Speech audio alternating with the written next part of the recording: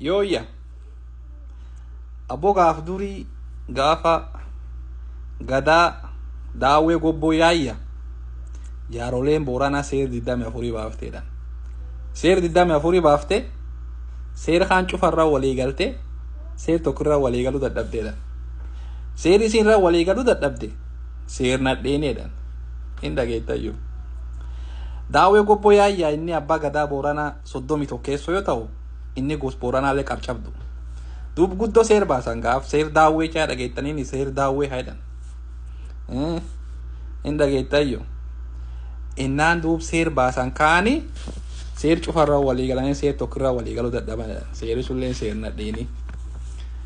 Innaani wanni irraa walii galuu dadhaban gaafasi nadheeni dhiirsi biraan dhiirsi qabdi dadhaban dhiirsi baratte. Dhiirsi fiilleen qabdi ammoo kadhoo saallee biraan qabdi tolaa haydhaan kan jechuudha. Waan kaan dadhaban wanni haan akka malee babal'atte nami deemu cuftii niitiin abba qabdu dhaattuuni tolaa qabdi. Hin dhageettayyuu waan kaan dadhaban innaan daawwee gobboo faatee waan jette waan kan seeri taabaaf nuuti jette. Hin dhageettayyuu. Duub gadaa Booranaa haa durii gadaa areeroo boruu keessatti gaafa seeri ba'ee Booranii ilmi sabbo intal goona akka fuudhu. Ilmi goona intal sabbo akka fuudhu. Hin dhageettayyuu. Yoo ammoo aadaa barachuullee yoo taate katolaa kanallee yoo taate seer gaafas ba'e seer gaafas gaaf gadaa areeroo boruu ba'e mucaan sabbo balbalisa calarra gora. Fuudho don ta'in jechuun barachaa baanan kan jechuun balbalisaa ittiin dhiyaatu waan balbalisaa irraa gadaaf haani nam cufa bir dhaquu hin danda'a jechuudha. Mucaan sabboolleen intalti sabboolleen mucaan goonallee intalli goonallee nami cufti balbalisaa calarra gora. Irra goraa malee nam kaanii barachuu hin danda'a jechuudha akka seeraatti. Innaan wanni haan akka malee babal'attee am ibsatanii innaan daawwee gobboo faatee seera haaraa gabbaafte. Waan isinetti akkuma ammaa mucaan goona intal sabbo calla fuudhuu danda'u. Kan mucaan sabbo intal goona calla fuudhuu danda'u. Fulaa am barachaa tolaa qabaachuu kanallee akkanuma agoonuuti jedhan.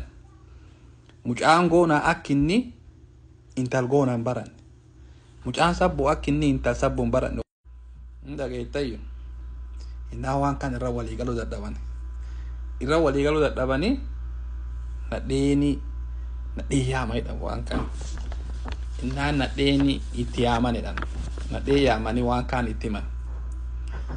Innaani nadheen ammoo nam torba ergatteedhaan.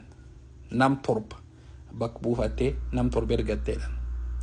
Nam torba ergattee gaaddisaa dhuftee gaaddis kaan akkuma dhuftee nadoo gadi hin tataayin akkuma ejjitutti nadheen taan duuba kaarilee dhaatteedhaan yookaan dhaamsa dabarfatteedhaan. Waan isiin jette nadheen kaan waan isiin jette dudubbachuu fedhe dubbii yaamuu fedhe waan dubbe mallee jedheef torba laamuu fedhe ta dubbee dubbuma ta daawwee daawwuma wanti daawwee gobboo jedhe adoo isaan murtanillee nuu dhageettumaa jettee dhageettayyuu duddi gargalteedhaan haatee duddi gargaltee yaateedhaan in diddechu waan kaan fudhachuu diddeechu.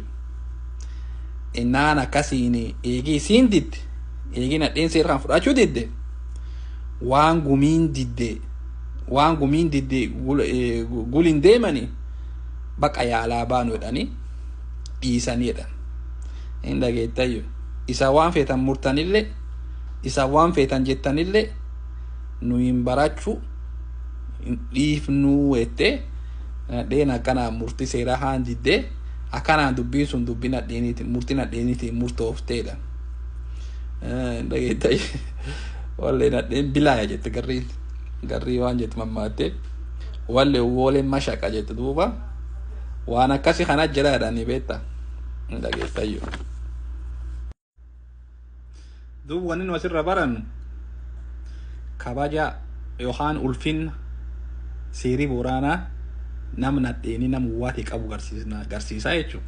Maaliif ennaa laala murtii isiin hin feene kaisiini fudhachuu didde akkanumatti bakka irreen irratti hin murre garte isii itti yaamanii in fudhatammoo fudhatanii jedhanii isiin fudhachuu didde ennaan gul deebi'anii jechuudha malee irreen itti murteessan amma seer boonaa keessatti seeri lamiin si waan cufu duratti hojjaan gumii gaaddisgaa yookaan illee isiin teettu gumiin gaaddisgaa yoo teettu seer cufa dura seer lam laalan dubbi cufa dura dubbi lam laalan dubbi nadheeniitiif dubbi farda jedhan siigala duuba booranni aadaa isaa keessatti nami uwwa mukjiidha jechuun guddoo ulfeessan jechuudha aadaa sirna gadaa keessatti nami nadheeni nami uwwa fuula guddoo qabaa jechuudha hin dhageettayyu akkanumatti waa warri hin feen irratti muran dabaan irratti muran jechuudha ammallee akkuma isaaniin cufti beektanii yoo nadheen nami mattu aadaa Booranaa keessatti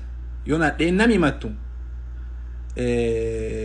misikiri itti yaaman yoo siin siimatte jechuudha siigalee misikiriin kun misikiri itti yaaman jechuudha ragaa ittiin barbaadan jechuudha wanni kun ammoo agama ulfinna nama uwwaatii fi qaban garsiisaa jechuudha akkas